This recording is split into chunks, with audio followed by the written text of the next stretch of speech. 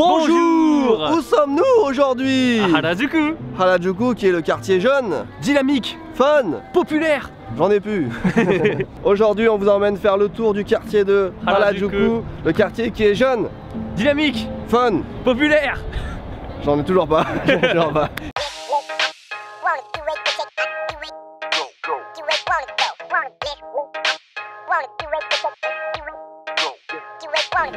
On est arrivé à Meiji Jingu, c'est un des points centrales de la spiritualité japonaise, comme on dit. C'est un beau temple.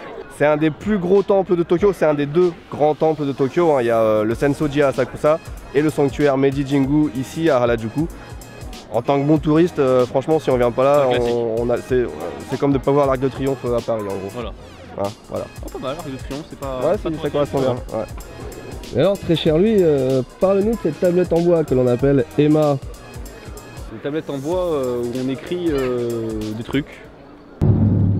Waouh, il vient de se passer un truc.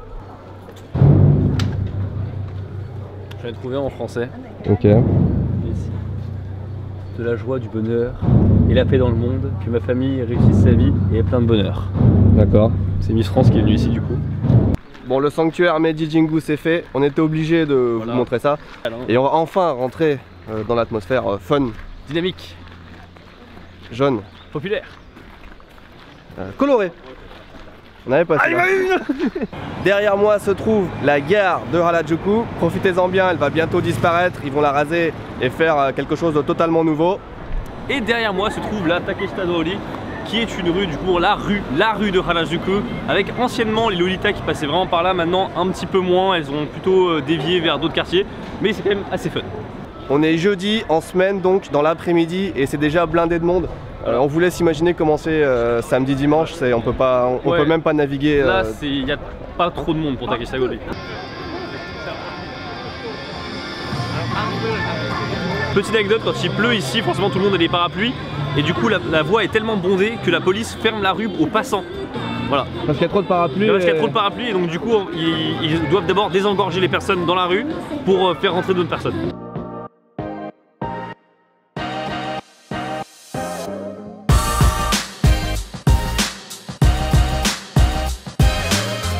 Ça s'est quand même bien transformé au fil des années. Hein. Ouais. Tu venais ici il y a 10 ans, t'avais que des jeunes au look un peu, même carrément extravagant, tu vois, des goliques, lolita, pop, je sais pas quoi.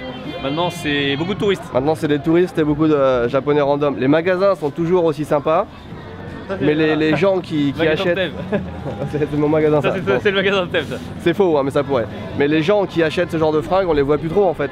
On se fait une crêpe à Marion Crêpe, on est obligé. Obligé, sachant que j'en ai jamais pris à Marion Crêpe. Ouh, ben on est doublement obligé alors. Ouais.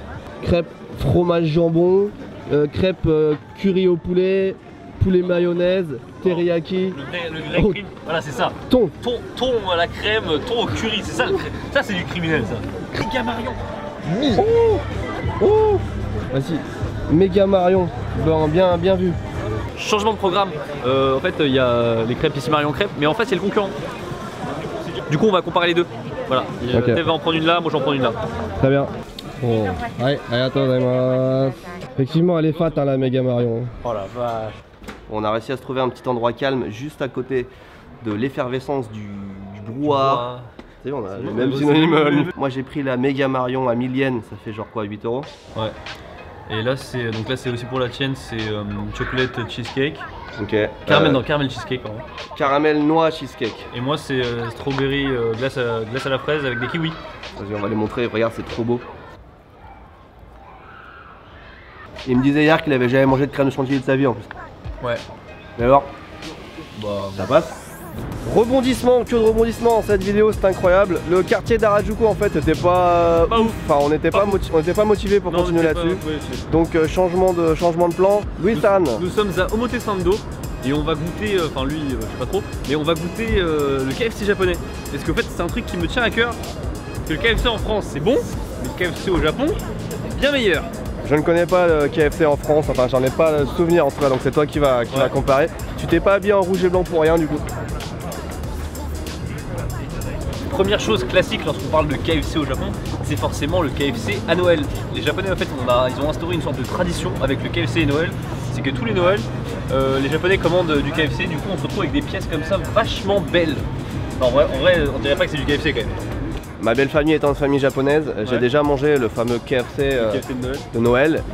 Yoyaku, il faut réserver, tu peux pas te pointer comme ça, tu réserves ton machin. Et c'est vachement bon. C'est vachement bon. C'est vachement bon, on a testé toutes les sortes de poulet et ça le fait. C'est cher, Non, c'est pas cher pour un repas de Noël, c'est pas cher. Pour Renault, non. Mais c'est incroyable, je crois que c'est une campagne, en fait c'est une campagne commerciale qui a été faite. Enfin, si tu veux, t'as genre le Père Noël avec Coca-Cola. Genre KFC ils se sont vengés, ils se sont dit bon bah au Japon c'est nous, tu vois. Entre parenthèses, joyeux Noël et bonne année à tous ceux qui nous regardent en ce moment si c'est la période des fêtes. Peut-être. Peut-être, on sait pas quand cette vidéo sort.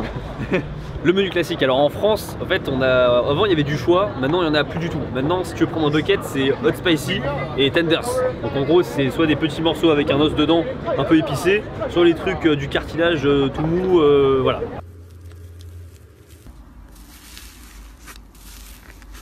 Au Japon, on a encore du choix, voyez-vous.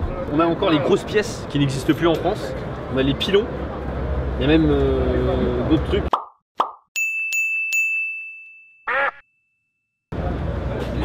Il y a même des trucs qui ont l'air un peu dégueulasses maintenant. Ça j'avoue, ça a l'air un peu ça. Ça c'est hard, hein. Ouais. Ça a l'air un peu hard. Ça me rappelle un peu la chisa. La chisa, c'est ce que j'allais dire. Justement la chisa qu'ils ont faite, ça paraît... Ah oui, vous savez un truc. Si vous mangez du KFC en France, vous serez tous d'accord pour dire que les frites sont dégueu. Les frites du KFC, c'est... Autant McDo fait des efforts, autant le KFC c'est nul à chier. Là, ils ont des rondelles de patates, genre style chips quoi. Tu vois. On va en prendre et puis on y va. Bref, c'est bon, c'est bon.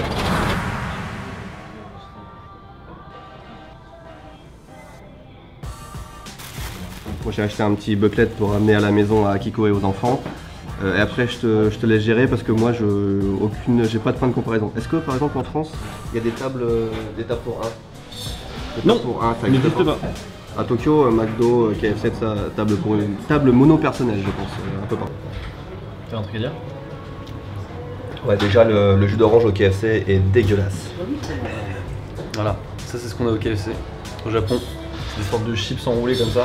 Enfin, en fait c'est mi-chemin entre les chips et les potatoes en fait. Ah bon? Je te jure, les frites du KFC en France, c'est dans des vents, t'es triste à chaque fois. Finger licking good. Tu vas me dire si c'est finger licking good. Je pense que c'est dégueulasse, très sincèrement. Bon, c'est mieux que ce que je pensais. Ouais, pas non plus fou. J'ai l'impression que je passe pour un expert du KFC de ouf, genre. Alors qu'en fait, si, j'y vais souvent. Ma mère, elle adore le KFC au fait. Ah ouais. Et je suis sûr, quand elle est arrivée en France, c'était archi déçu. Je sens que c'est moins recomposé qu'en France. Ouais.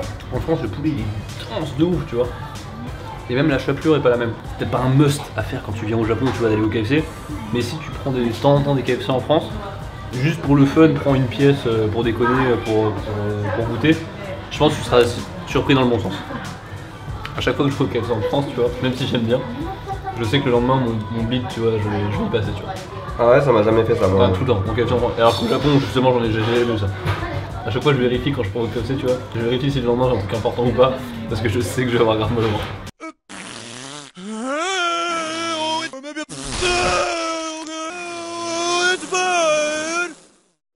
Voilà, ça n'existe plus en France, des morceaux comme ça. Pour moi, c'est le truc de base de KFC. Mais c'est ça le truc. Comment ça n'existe pas en France? Qu'est-ce qu'ils vendent alors? À part le truc. C'est des hot wings, en gros, c'est tout petit comme ça et un peu épicé. Mais c'est tout petit, merde. Ah, mais ça, c'est vraiment le truc de base de KFC. Oui. Là. Si y a pas ça, moi j'y vais pas. Voilà, donc, clairement. Merci. Ah non, ça doit pas marcher de masse quoi. Personne n'y va. Si, ça cartonne de ouf. Et c'est cher, j'imagine. Regarde, elle a un gant pour son pilon. Ah, c'est comme chez Ibra TV. Je suis vite fait. Niveau goût, je trouve ça vachement bon, mais aujourd'hui, je le trouve un peu sec. Ouais. Oh, regarde, c'est une belle pièce de ouf là. Dédicace à tous mes potes d'école là. C'est marrant parce que tout à l'heure on a eu du mal à manger les crêpes Marion. Ouais, alors que là, tranquille. Ça passe crème. Hein. Ouais, c'est clair. Conclusion, c'était plutôt bon. On n'a plus beaucoup de batterie dans la caméra, du coup on doit faire la conclusion très rapidement. Oui, quelque chose à dire? Non. Merci beaucoup d'avoir regardé cette vidéo, si elle vous a plu n'hésitez pas à lâcher un pouce bleu et à vous abonner. Et on vous dit à la prochaine, tchuss. Prochaine fois, je propose qu'on fasse d'abord le KFC et après les crêpes. Ok.